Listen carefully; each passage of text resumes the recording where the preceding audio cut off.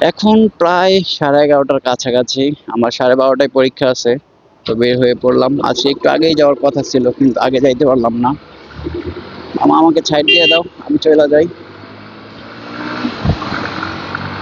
Overtaking করলে ভাল লাগে, ওভারটেক করলে অনেক ভাল লাগে, মজা পাই। রেডি পিক আপটা ভালো তো। ও ম্যান,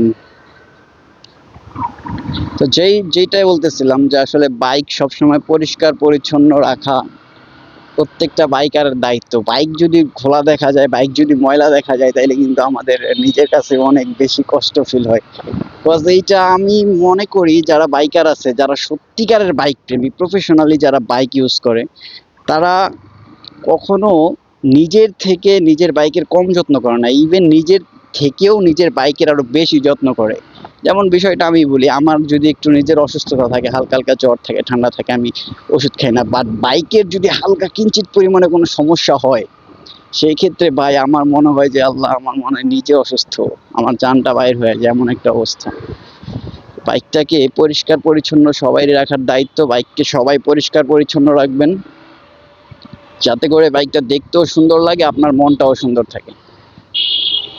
এখন আসছে হচ্ছে মোজারমেল স্টান।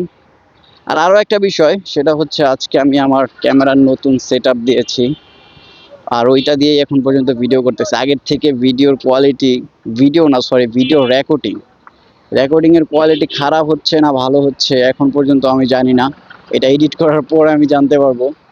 আর এই তো চলে আসলাম। ও ম্যান, ওইখানে বাইক অলরেডি ওয়াশ করতেছে। সময় আমার হাতে এত নাই, এত সময় আমার হাতে নাই, আমার আগেই বের হতে হবে।